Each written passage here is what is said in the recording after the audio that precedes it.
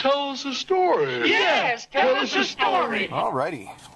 It is cold, frosty on the windshield. It's about 20 degrees. So this is the coldest it's been for, this year, I think.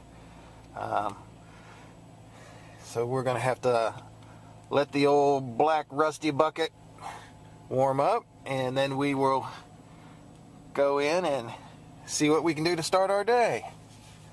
I'd told stories of fishing before. We used to go to Florida probably once or twice a year, and then we started going to Canada once or twice a year. And then as I was growing up, I'd go even more if I could up into the sand dunes to race the sand rail and the dune buggies and stuff. I can remember one time when I was a kid, we went up to Ottawa Bay, Wawa, Canada, and it was the water up there on Lake Superior is always cold. I mean, in certain portions where it's coming down out of the mountains, it's laying on permafrost ground that's never been unthawed since the last ice age, basically. And the water was always really cold. We had that little, and I told about being out in the little boats and stuff. We had a 12 or 14 foot aluminum boat. It was really wide but short. And we had the little motor on it. And I think it was my father's friend, childhood friend, Doc, and me, I believe. I'm not 100% sure that's who was in the boat, but we had got out into Superior, came out off the beach where we were camping, and started heading out across into Superior, out into the bay. And we spotted an island, we thought was just a little ways out. And we started heading for it. So we were going to go out and fish around the island. So we thought that there'd be good fish out there. We started heading out that way, and we kept going, and we went for 30 minutes or so, and we started seeing logs. So I told, we thought we'd have to be careful because we could see logs between us and the island. And it didn't look very big. The whole island maybe looked like a quarter mile long island, and we kept going and going and going, and we kept going, and we'd see these logs float by out there, and we kept looking, and the water stayed clear, and the water was very clear out there in Superior. And we went on and on and on, and we probably headed out for at least an hour, maybe an hour and a half, heading towards this island, and it never seemed to get any closer.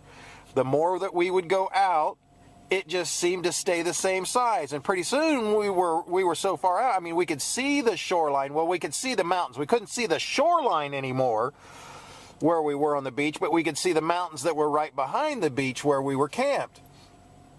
And we started going, and we got to looking, and we looked more and looked more and looked more, and pretty soon got to realize that those were not logs. They were the tankers, the fuel tankers that were passing between us and that little island. We thought that island had to be like 4 or 5 miles long. And we thought it was just a little thing and we could go right out to it. Well, as soon as we realized that, we turned around and we started heading back, and it was the longest trek. It was like another hour back in, and we got in, and then what we did from there is we hugged the shore and went up some of the clear streams and rivers and stuff that were cascading down, and we went up in there and fished and were catching fish. But we had traveled all that distance, all that time, thinking that was just a small island, and it turned out to be one of the larger islands off the coast there of Superior, and the logs were tankers. That's we laughed about that and we still tell that story till today. So obviously you get to hear it now. So, well, we're gonna see if we can get this heat running here. Possibly get a little defrost. I've got it loaded with de-icer this year. There we go. And we're going to head in and start our day. Let's ride.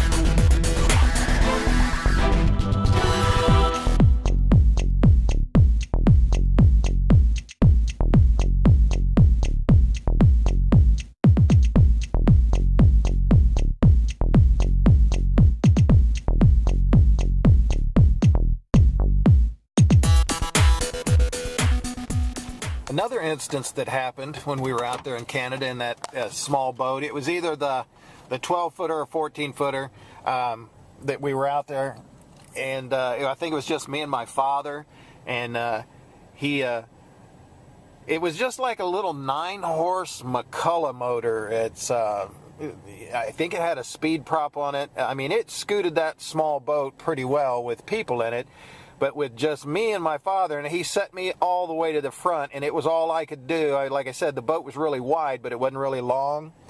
All I could do is reach my hand from side to side, from rail to rail, and hang on to the front of that thing. So he moved me all the way up front, and then he changed the plane on that motor to where it would pick that boat up, and just a small portion of the back of the boat, maybe a foot and a half,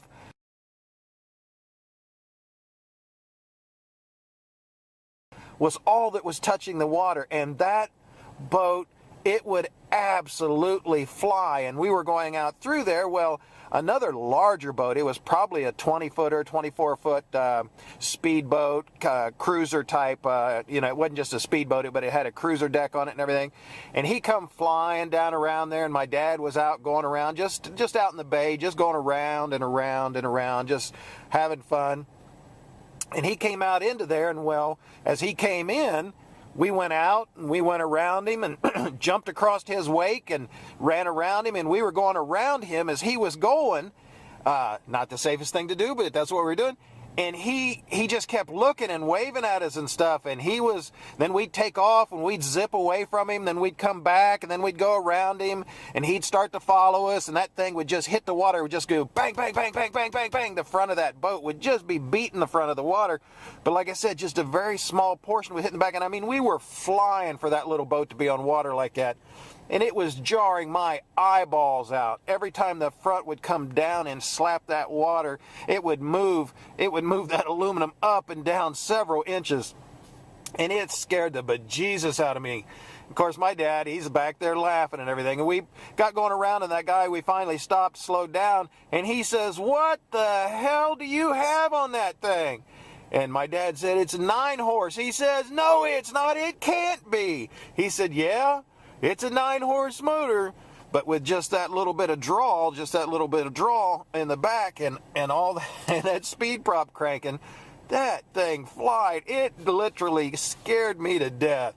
But we had fun back in those days when we went, camping and out. I mean, we slept in tents. We didn't, back those days, we'd throw everything into a small U-Haul and go out, and there'd be 14 of us in a van, shoved in an old, 70s van, and with hauling this U-Haul it, and we'd just sleep in tents and stuff. We'd cook everything in one big, I think it was a 14 or 18-inch iron skillet. My dad took a big piece of aluminum, like a trash can, and made a lid for it. And we'd cook our entire meals in that stuff. I mean, those were the days that I really remember being out there and just roughed it. We just, wherever it was, we'd pitch a tent. I mean, back then you could pull off alongside the road and camp overnight. They preferred that instead of driving sleepy. But it was just awesome. So, well, we're here. We're going to start our day. You all have a good day. I'm going to go in here and do my thing. See ya! Story time is over! Damn, that was annoying.